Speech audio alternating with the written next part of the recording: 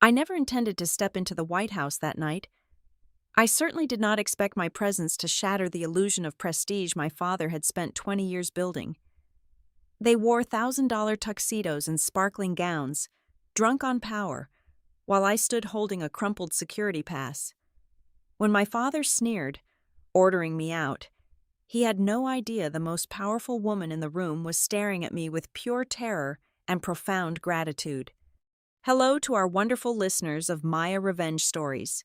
Unfortunately, YouTube has recently demonetized our channel, leaving us without the budget to keep operating.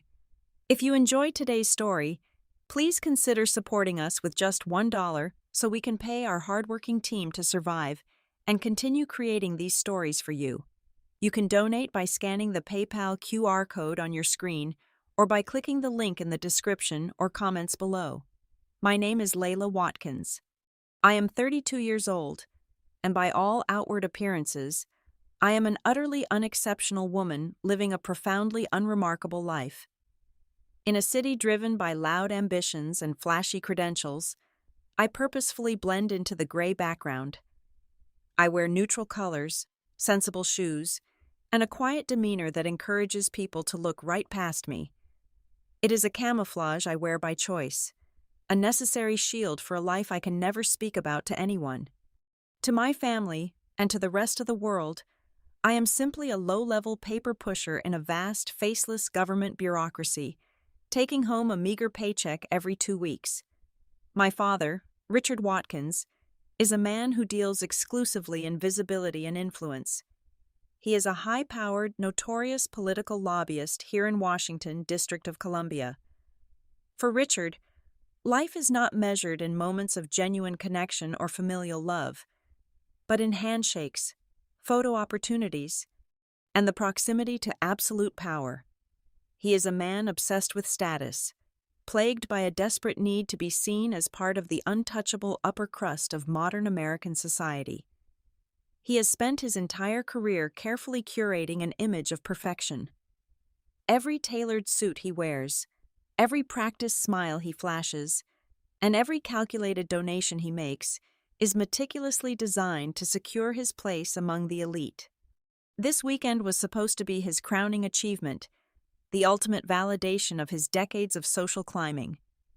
The White House was hosting a highly exclusive state dinner, orchestrated by First Lady Eleanor Vance acting as the hostess. In my father's shallow world, an invitation to this specific dinner was not just an honor, it was an anointing. It meant you had truly arrived at the peak of the mountain. Our family home in the wealthy suburbs was a whirlwind of frantic, breathless preparation. Caterers, stylists, and private tailors moved through the grand, sterile hallways of my childhood home, ensuring that my mother and my younger siblings looked like flawless extensions of Richard's personal brand. I had come home that afternoon with a rare, foolish sense of fragile hope. I had managed to secure a weekend away from the city, a genuine rarity in my hidden line of work. I mistakenly thought that perhaps this was our chance to bridge the massive emotional chasm that had grown between us over the years. I genuinely thought I would be attending the dinner with them. I thought just for one evening, we could be a real family celebrating a major milestone together, instead of acting like a public relations firm managing a difficult client. That naive delusion did not last long. I was standing in the grand foyer, watching my sister twirl in a designer gown that cost more than my supposed annual salary, when my father finally noticed me standing there in my everyday clothes. The manufactured warmth drained from his face instantly, replaced by the tight, controlled mask of a man managing a sudden public relations crisis. He marched over, grabbed my arm with fingers digging sharply into my skin, and pulled me aggressively into his mahogany-paneled study. He closed the heavy oak door behind us, sealing us in to muffle our voices from the stylists outside. "What are you doing here?" he hissed, his eyes sweeping over my plain cardigan and worn jeans with sheer disgust. I tried to keep my voice steady. I told him I had cleared my schedule, that I was ready to go upstairs, get dressed, and accompany the family to the event. He let out a harsh, breathless laugh that held absolutely no warmth or humor. "Go with us? Layla, you are not on the guest list. You were never on the list." The words hit me like a physical blow, knocking the air right out of my lungs. I tried to find my voice, asking why I was the only one being excluded from the most important night of his life. He looked at me, not with fatherly anger, but with a cold, devastating pity that hurt far worse. "Look at you," he said, gesturing vaguely at my entire existence. "You are 32 years old, working some dead-end, low-paying government desk job. You have no ambition, no high society connections, no polish. Tonight is about securing our legacy. I am going to be sitting at a table with senators, foreign diplomats, and billionaires." He stepped closer, towering over me, and delivered the final crushing blow. "I have spent decades painting a masterpiece, Layla. You are the scratch on the perfect picture of this family. Your presence there tonight, fumbling through conversations you do not understand, would ruin every single opportunity I have built to access the true elite." The air in the room felt impossibly thin. I wanted to scream.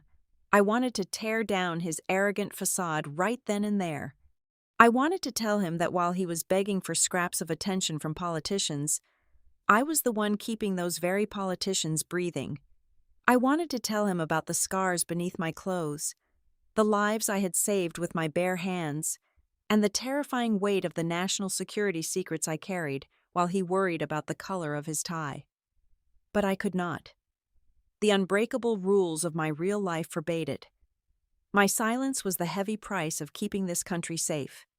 So, I swallowed the jagged lump of pain in my throat. I forced my tears back down, refusing to give him the satisfaction of seeing me break under his cruelty. I looked straight into the eyes of the man who cared more about his reflection in the eyes of strangers than the heart of his own flesh and blood. "Have a good evening, Richard," I said softly, stripping him of the title of father. I turned around, opened the heavy oak door, and walked out of the study. I walked out of that massive, empty house and into the cold evening air of the city, willingly accepting my role as the ultimate failure in his eyes, just so I could continue protecting his perfect world from the shadows. The transition from the bitter, unforgiving evening air of the city into the suffocating, engineered reality of my actual life took exactly 45 minutes.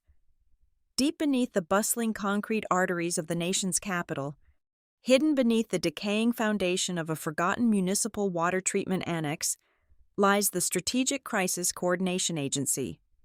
The SCCA is a ghost. It does not exist on any congressional tax ledger, no public budget report, and no unclassified architectural schematic. To walk through its invisible steel blast doors requires completely shedding every single trace of a normal civilian identity. I stepped into the rusted freight elevator that serves as the primary gateway, entering a sequence of codes that bypass the mechanical floor. I descended 5 deep flights into the earth, feeling the air grow colder and heavier with every passing second. At the bottom, I passed through 3 separate, heavily armed biometric checkpoints. Lasers scanned the unique topography of my retinas, panels mapped my fingerprints, and thermal sensors verified my biological signature. There are no windows in this subterranean fortress. There is no natural light to remind you that a world exists outside. There is only the relentless, sterile glare of overhead fluorescent tubes and the low, vibrating, constant hum of massive server banks processing the darkest, most twisted nightmares of the globe. As I walked down the narrow, reinforced concrete corridor, the few intelligence analysts working the graveyard shift offered me terse, silent nods of acknowledgement. Down here, in the cold and the dark, I am not Richard's disappointing, underachieving daughter. Down here, I am the head of Level 1 Crisis Negotiation and Risk Management. My job description is brutally, terrifyingly simple. When delicate diplomatic channels inevitably collapse, when a sophisticated foreign threat breaches American soil, or when a high-stakes hostage situation goes entirely dark, my elite team steps into the void. We are the nameless operatives who absorb the catastrophic impacts, so the innocent citizens sleeping peacefully above ground never have to know just how close they came to the absolute edge of the abyss. My daily currency is not political influence, social leverage, or designer labels. It is classified intelligence, raw adrenaline, and the crushing, heavy burden of keeping devastating secrets that could burn the civilized world to the ground in a matter of hours.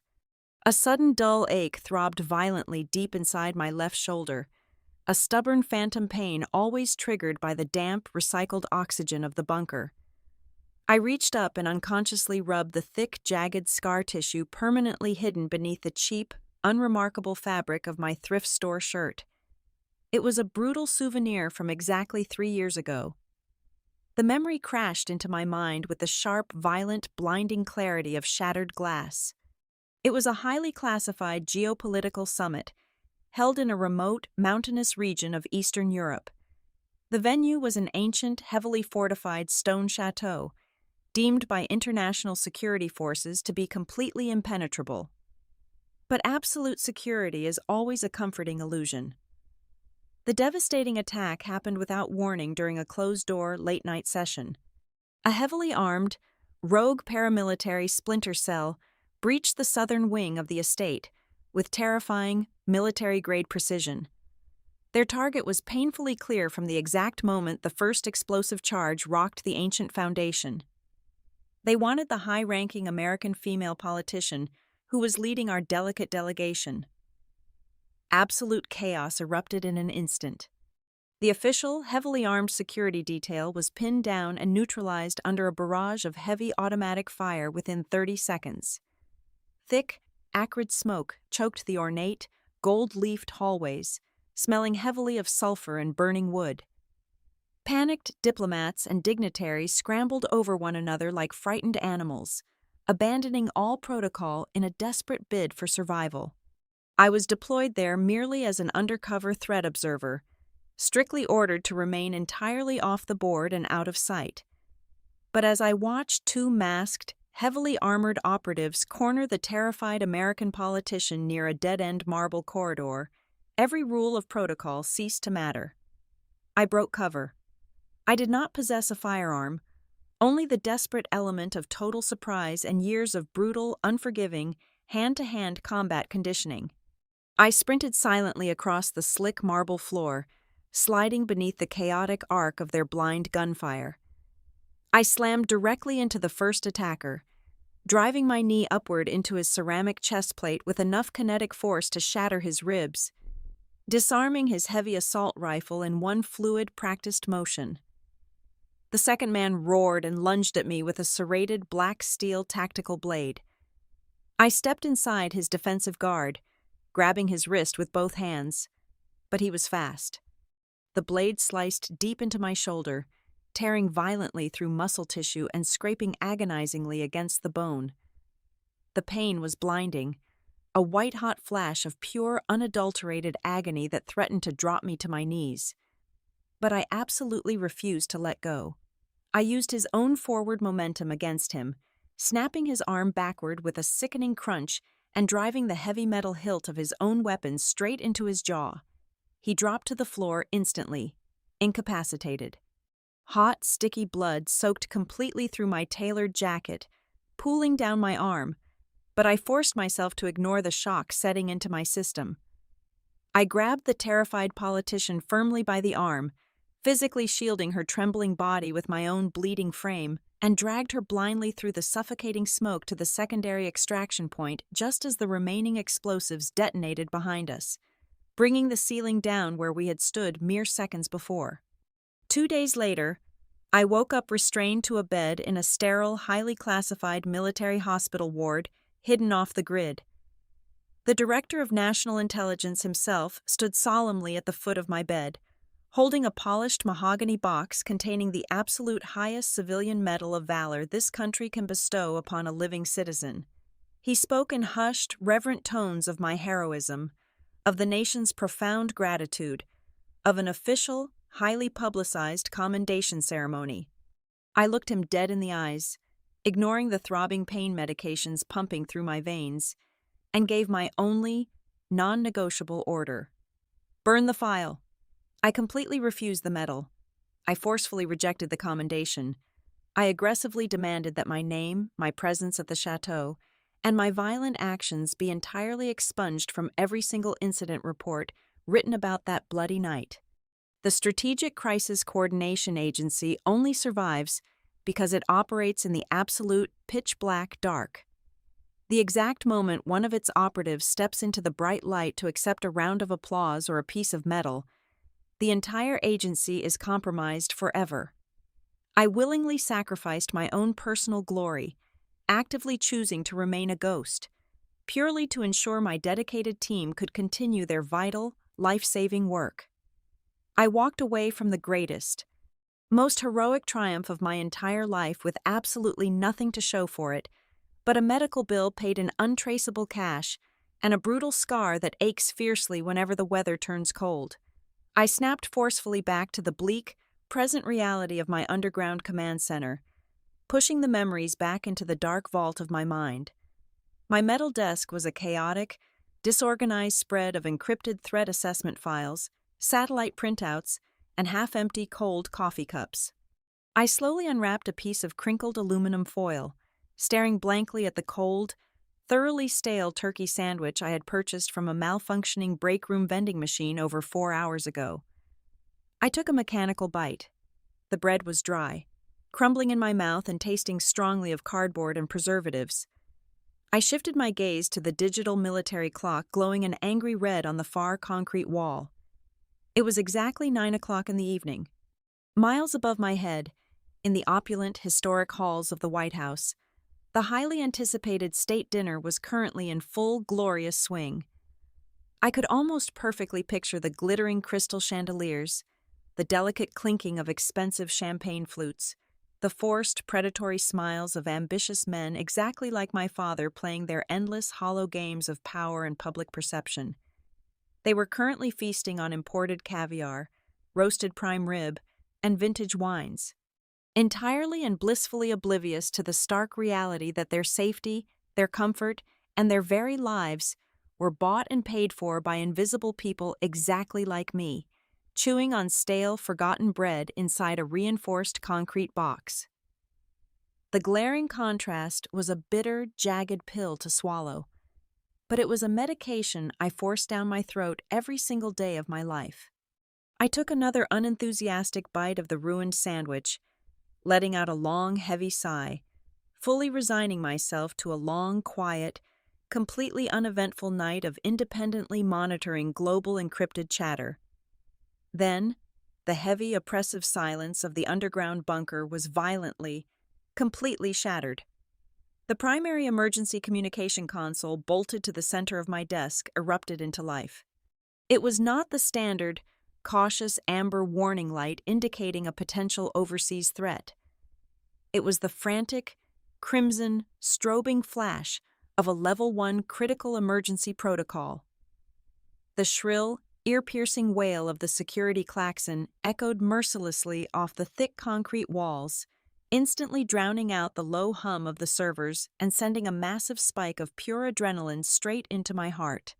I dropped the sandwich instantly and slammed my palm hard onto the glowing biometric authorization scanner. The massive encrypted central monitor flared to life, cascading lines of green code racing frantically across the black screen before violently stabilizing into a single, terrifyingly precise geographical coordinate map. My blood ran instantly ice-cold in my veins, freezing my breath in my chest. The catastrophic security breach was not happening overseas. It was not at a remote border checkpoint or a foreign embassy. The absolute highest level risk code possible had just been activated domestically. The pulsing, angry red target location blinking furiously in the dead center of the tactical grid was the White House. The heavy steel door of my office slammed open, shattering the red-lit tension of the bunker.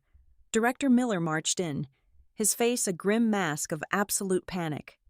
He bypassed my desk completely and hit the manual override on the primary audio feed. "We have a massive zero-day exploit ripping through the internal communication grid at the executive mansion," Miller barked, his voice tight. The Secret Service detail is totally blind. They cannot talk to each other. The security cameras are freezing, and the perimeter sensors are locked in a reboot loop. Somebody is digitally blinding the entire state dinner, Layla. I frantically typed commands into my terminal, trying to isolate the intrusion. Route the firewall bypass through my secondary servers. I can try to establish a localized quarantine from down here. Negative, Miller countered, slamming his fist onto the metal desk. The network architecture was physically severed from external remote access an hour ago for security protocols. The only way to purge the malicious code and reboot the comms is a hardline manual override directly from their basement server room. And you are the only operative currently breathing who holds the dynamic master encryption key. My stomach plummeted. I aggressively shook my head, my mind immediately flashing to the guest list, to my father, to the sickening collision of my two completely separate realities. Sir, you know I cannot go there tonight. Send a tactical cyber unit. Give them the key. The key is bio-locked to your physical neural signature, Watkins, Miller growled, leaning close enough for me to smell the bitter coffee on his breath. This is not a request. The president and 100 foreign dignitaries are sitting ducks in a blacked-out room. You are going. Right now. There was zero room for debate. I grabbed my thin, dark windbreaker off the back of my chair. Less than 2 minutes later, I was sprinting up the emergency access stairwell to the surface level. A completely unmarked, matte black sports utility vehicle was idling violently at the curb, its heavy engine roaring. I threw open the heavy armored door and dove into the back seat before the vehicle even came to a complete halt. The driver, a nameless tactical agent, slammed his foot onto the accelerator. The heavy tires shrieked against the asphalt. We tore through the neon-lit streets of the capital city. There were no flashing sirens, no blaring horns, just a silent, terrifying speed. A ghost escort of 3 equally black vehicles boxed us in, seamlessly forcing civilian traffic out of our chaotic path. We ran through 6 solid red lights.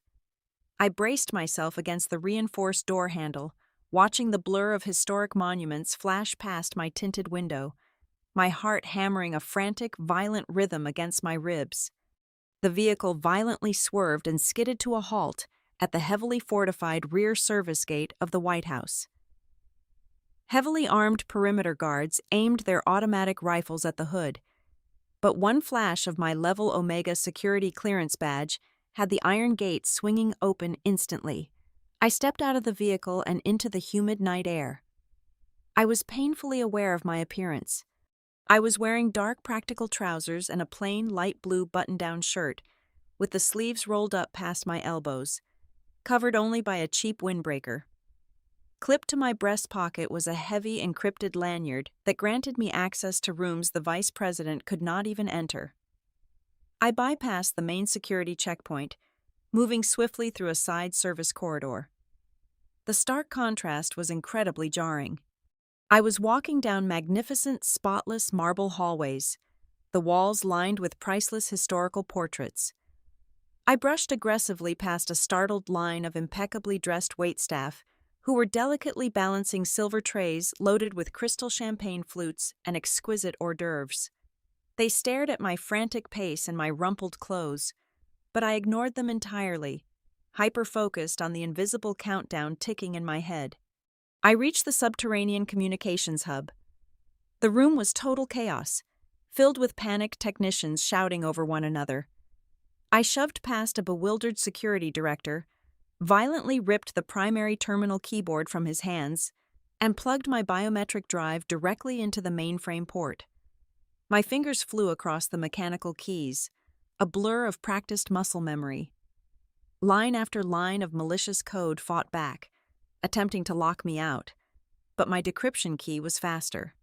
I isolated the primary breach, built a digital cage around the virus, and systematically purged it from the localized network. It took exactly 15 minutes. The overhead tactical screens flickered and roared back to life. The audio channels flooded with the relieved voices of perimeter agents checking in. The blindfold was off. The crisis was completely averted. I pulled my drive from the port and turned around without waiting for a single word of thanks from the stunned technicians. I needed to get out of that building immediately. I pushed back out into the labyrinth of service corridors, pulling my windbreaker tighter around my chest. I took a sharp left turn, expecting to find the heavy steel door leading back out to the rear driveway. Instead, the narrow hallway suddenly widened. The harsh fluorescent lighting abruptly gave way to a warm, golden, cascading glow. The chaotic, muted hum of earpieces and server fans was instantly replaced by the swelling, elegant sound of a live string quartet playing classical music, floating over the low murmur of hundreds of polite conversations. I stopped dead in my tracks. My breath hitched in my throat. I had not found the exit. I had taken a wrong turn directly into the grand foyer, and I was standing completely exposed at the very edge of the main banquet hall. I stood completely frozen at the absolute edge of the magnificent banquet hall. The transition from the sterile, fluorescent lighting of the subterranean server room to the blinding, cascading brilliance of the grand foyer was a violent shock to my system. Massive crystal chandeliers hung from the soaring ceiling, casting a harsh, unforgiving, and deeply judgmental glare over my rumpled trousers, my hastily rolled-up sleeves, and the thin, cheap fabric of my dark windbreaker. The air was thick and heavy, saturated with the overpowering scents of roasted meats, expensive perfumes, and the sharp tang of vintage champagne. I was standing in the exact epicenter of American power, and I looked like an intruder who had crawled out of a storm drain. A few dozen yards away, standing near a towering floral arrangement, was my father. Richard Watkins was entirely in his element, radiating the sickeningly smooth confidence of a man who firmly believed he owned the entire room. He held a delicate crystal glass of dark red wine in his right hand, gesturing expansively as he spoke to a tight circle of prominent politicians. I recognized two powerful state senators and a highly influential foreign ambassador hanging on to his every word. He was smiling that practiced, predatory smile, soaking in the prestige and the validation he craved more than oxygen. Then, he shifted his weight and turned his head. Our eyes locked across the polished marble floor. The transformation in his demeanor was instantaneous and absolute. The charming manufactured smile died right on his lips. For one split second, his face registered pure, unadulterated confusion, unable to process how his greatest source of shame had materialized in the very center of his greatest triumph. That confusion rapidly metastasized into absolute horror, and finally, into a dark, volatile shade of furious crimson. I watched him smoothly excuse himself from the senators, forcing a polite nod before turning his back on them. The moment he was out of their direct line of sight, his posture turned violently aggressive. He marched across the hall toward me, his heavy footsteps echoing sharply over the classical music playing softly in the background. His eyes were wide with a manic, desperate kind of panic. Before I could even take a single step backward to retreat into the service corridor, he was upon me. He did not say a word at first. He simply reached out, his hand shooting forward like a striking viper, and clamped his fingers brutally around my upper arm. His manicured nails dug painfully through my thin jacket, finding the bruised skin underneath. He yanked me forcefully forward, dragging me roughly out of the bright light and shoving me behind a massive, shadow-draped marble column, completely out of view of the press cameras and the elite guests. "What in the hell are you doing here?" he hissed through clenched teeth, his voice a venomous, trembling whisper. "I explicitly told you that you were not invited." The heavy, suffocating scent of his expensive designer cologne washed over me, mixing sickeningly with the residual adrenaline still pumping fiercely through my own veins. I looked at his flushed, furious face, feeling a profound sense of exhaustion wash over my entire body. I had just prevented a catastrophic national security disaster, and yet, the most terrifying threat I had to face tonight was the fragile, bruised ego of my own father. I kept my voice completely even, refusing to match his chaotic, desperate energy. "I am not here for your party, Richard. I am here strictly for work. I took a wrong turn while searching for the rear exit. I am leaving right now." He let out a sharp, breathless scoff of utter disbelief. The sheer contempt radiating from his eyes was heavy enough to crush stone. "Work? You are going to stand inside the White House and lie to my face? You are going to tell me that your pathetic, low-level, paper-pushing desk job brought you to a highly classified state dinner?" He released my arm as if touching me physically disgusted him, taking a step back to rake his eyes up and down my thoroughly unpolished appearance. "You followed us," he sneered, his tone dripping with acidic mockery. "You are so pitiful. You are so utterly desperate to just breathe the same air as the people who actually matter, so desperate for a taste of my world, that you sneaked in through the back door. Look at you. You look like a homeless vagrant wandering off the street. You are an absolute embarrassment." I opened my mouth to speak, to tell him that the very ground he was standing on was only secure because of the keyboard I had just walked away from, but he cut me off. He turned his head sharply, his eyes frantically scanning the perimeter until he spotted a uniformed White House security officer standing near the grand staircase. Richard immediately raised his hand, snapping his fingers sharply to get the guard's attention. He completely shifted his entire persona in the blink of an eye, transforming from a furious tyrant into a concerned, upstanding citizen. "Excuse me, officer," Richard called out, his voice suddenly smooth and falsely distressed. "Could you please come over here? I need your assistance immediately." The uniformed officer quickly crossed the hall, resting his hand cautiously on his duty belt as he approached our shadowed corner. Richard pointed a perfectly manicured finger directly at my chest. "Please throw this woman out of the building right now. She is trespassing on highly secure property, and she is aggressively harassing me." The officer looked at me, his eyes narrowing as he took in my rumpled clothes and my lack of formal evening wear. The tension in the air was so thick it was entirely suffocating. I did not argue. I did not raise my voice, nor did I reach for the heavy encrypted security badge resting inside my pocket that would instantly force that officer to stand at absolute attention. Instead, I simply squared my shoulders and stood perfectly straight. I kept my hands resting calmly at my sides, my breathing steady and controlled.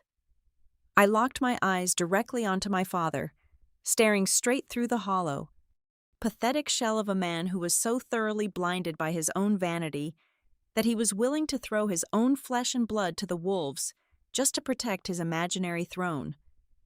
I offered him no resistance, choosing instead to let him drown completely in the shallow, miserable depths of his own making. The uniformed security officer took a heavy step forward, his hand unhooking the radio from his tactical belt. He reached out, his thick fingers extending to grab my shoulder and physically drag me out of the building. My muscles instantly tightened, purely out of ingrained combat habit, preparing to subtly redirect his momentum and slip out of his grasp without causing a scene. I had absolutely no intention of fighting a federal officer, but I was also not going to let him manhandle me. Before his hand could even brush the cheap fabric of my jacket, a sharp, authoritative sound pierced through the low hum of the banquet hall. It was the distinct, rhythmic clicking of stiletto heels striking the polished marble floor. The sound was brisk, purposeful, and carried the undeniable weight of absolute authority. The classical string quartet, which had been playing a soft melody in the background, abruptly stopped mid-note. A sudden heavy wave of silence violently crashed over the grand foyer. The scattered conversations among the senators, diplomats, and billionaires died instantly. The sea of $1,000 tuxedos and custom designer gowns physically parted, stepping back to create a wide, completely unobstructed path. Emerging from the main corridor, flanked by 4 massive, stone-faced Secret Service agents, was First Lady Eleanor Vance. She was the official hostess of the evening, the undisputed queen of this high society chessboard. She wore a breathtaking floor-length emerald gown that caught the light of the crystal chandeliers. radiating an aura of untouchable grace and immense power. Every single eye in the massive room was instantly glued to her. My father reacted with the speed of a desperate, starving animal spotting an unmissable meal. His furious, red-faced anger vanished entirely, replaced in less than a second by a mask of pure, radiant charm. He aggressively shoved his elbow into my ribs, physically pushing me back further into the dark shadows of the marble column to hide my shameful presence. He quickly smoothed the lapels of his custom-tailored suit, took a deep breath, and stepped directly into the illuminated pathway, positioning himself to intercept the most powerful woman in the country. He offered a deep, incredibly practiced bow, raising his wine glass slightly in a toast. His voice dripped with an artificial, sugary warmth designed to capture her attention. "Madam First Lady," Richard projected his voice clearly, ensuring the surrounding senators could hear his attempt at familiar intimacy. "What an absolutely magnificent evening you have orchestrated. It is a profound honor to be in your presence tonight." He stood there, freezing his perfect smile in place, waiting for the polite acknowledgement, the brief handshake, or the validating nod that would instantly elevate his social status for the next 10 years. Eleanor Vance did not even blink. She walked right past him. She moved with such fluid, uninterrupted momentum that Richard might as well have been a ghost, an empty space in the air. She completely ignored his outstretched hand and his desperate, groveling greeting. But she did not keep walking toward the main dining tables. Her brisk footsteps suddenly faltered. Her gaze had bypassed my father entirely and landed directly on the shadowed corner behind him. Her eyes locked onto me. I watched the color completely drain from the First Lady's face. The poised, regal expression she had worn just seconds before shattered into pieces. She stopped dead in her tracks, causing her entire security detail to halt aggressively around her. Her hands began to tremble visibly at her sides. Her chest heaved as she drew in a sharp, ragged breath, her eyes widening in pure, unadulterated shock. The entire banquet hall was plunged into a suffocating, dead silence. Hundreds of the most influential people in the nation stood completely frozen, holding their breath, watching in utter bewilderment as the most powerful woman at the event completely abandoned decorum. They watched her step hurriedly away from her designated path, pushing past a bewildered state senator, and walk directly toward the dark corner where a shabbily dressed, uninvited woman was standing. Richard turned around, his perfect smile trembling as confusion rapidly overtook his features. He watched Eleanor approach, genuinely believing for one insane second that she was coming to reprimand me on his behalf. Eleanor stopped exactly 2 feet away from me. Up close, I could see the tears welling in her eyes, threatening to spill over her flawless makeup. She reached out with a violently shaking hand, hovering it just inches from my left shoulder, exactly where the hidden, jagged scar tissue burned beneath my shirt. She spoke, her voice thick and choked with raw, overwhelming emotion, completely ignoring the hundreds of spectators hanging on to her every word. "It is you," Eleanor whispered, though the absolute silence of the room carried her words clearly to those standing nearby. "The scar on your shoulder. They told me you did not exist. They told me I was in shock and had imagined the person who saved me, but I know the truth. I would never forget the eyes of the person who threw themselves over my body and shielded me from the bullets in Europe exactly 3 years ago." The words dropped like a massive, concussive bomb in the middle of the room. I stood perfectly still, my expression neutral, maintaining the absolute discipline my hidden life required. I did not confirm or deny her statement, but my silence and the unwavering, hardened look in my eyes gave her the only answer she needed. To my left, I heard a sharp, sickening gasp. Richard was standing absolutely paralyzed. All the blood had drained from his face, leaving his skin a sickly, ashen gray. The expensive crystal wine glass in his right hand was vibrating violently as his entire arm shook with uncontrollable tremors. His jaw hung slightly open, his eyes darting frantically between my plain, tired face and the tear-streaked, reverent expression of the First Lady. His brain was visibly short-circuiting, completely unable to process the catastrophic collision of his two realities. The daughter he had just called a worthless, homeless embarrassment was standing face to face with the pinnacle of American power, and the First Lady was looking at her as if she were a god. Eleanor slowly lowered her shaking hand, taking a deep, steadying breath to regain her composure. She turned her body, facing the massive crowd of elites, diplomats, and power brokers. When she spoke again, her voice was no longer a choked whisper. It was loud, resonant, and echoed with an undeniable, fierce command that demanded absolute attention from every single person in the building. "Ladies and gentlemen," Eleanor declared, her voice ringing out through the crystal-lit hall, "please forgive the interruption to our evening, but I must ask for your attention. I want to introduce you to someone. This woman standing before me is not an intruder. She is my personal savior. She is the true hero that this entire country owes a massive, unpayable debt of gratitude." The silence that followed was deafening.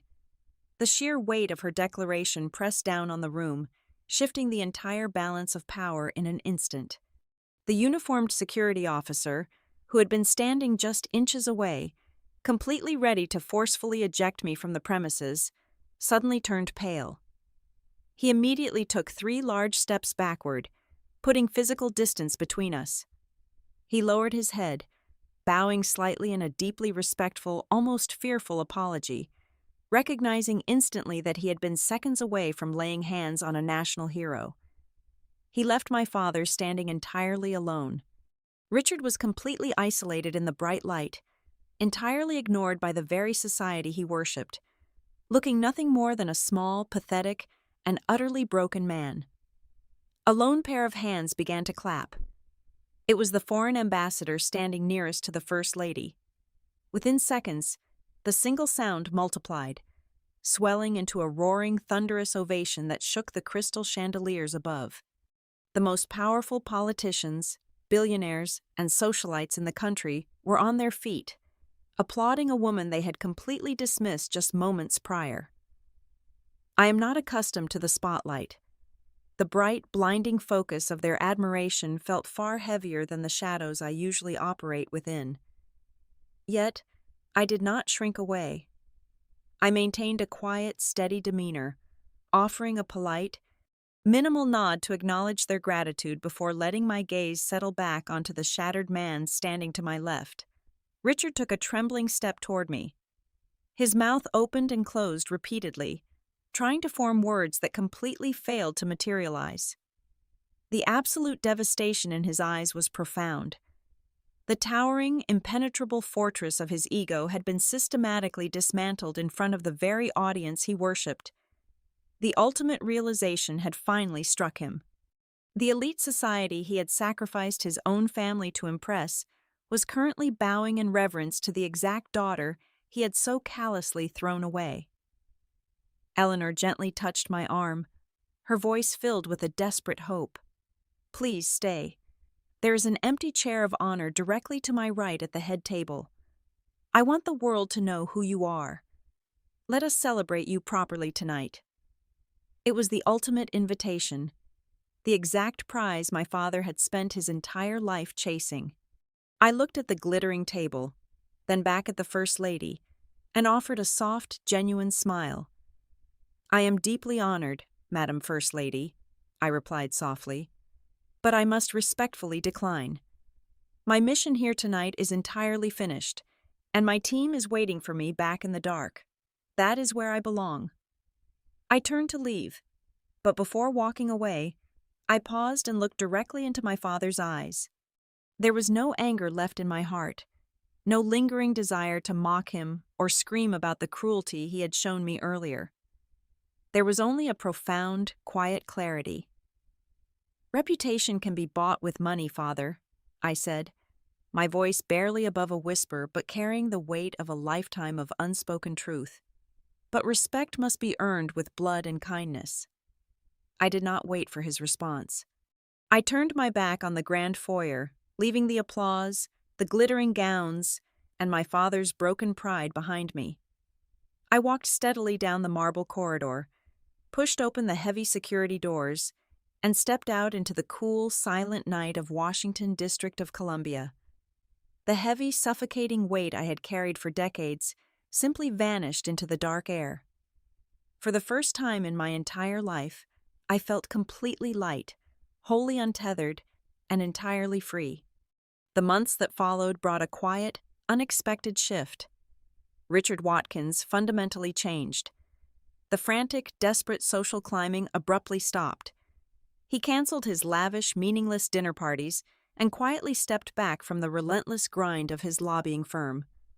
Instead, on a rainy Tuesday afternoon, he showed up unannounced at my modest, cramped apartment on the outskirts of the city. He did not wear a custom suit. He wore a simple sweater, carrying 2 cups of cheap, bitter coffee from the corner bodega. We sat at my small kitchen table in total silence for a long time, before he finally looked up, his eyes filled with a raw, unfamiliar vulnerability, and asked me how my day was. He was finally learning, slowly and painfully, how to be a real father instead of a public relations manager. In the end, I learned that the absolute sweetest revenge is never found in destruction or cruelty. True vengeance is simply the undeniable, blinding light of the truth, forcing those who deeply hurt us to finally look at their own reflections. It breaks them down, yes, but sometimes that breaking opens the only possible path for a late but deeply sincere redemption. Thank you so sincerely to all our wonderful listeners of Maya Revenge Stories for staying with me until the very end. Where in the world are you listening to this story from today? Please let me know in the comments. If you found today's story engaging and meaningful, please consider helping us with just $1 by scanning the PayPal QR code currently on your screen, or by using the PayPal link located in the description or the pinned comment below.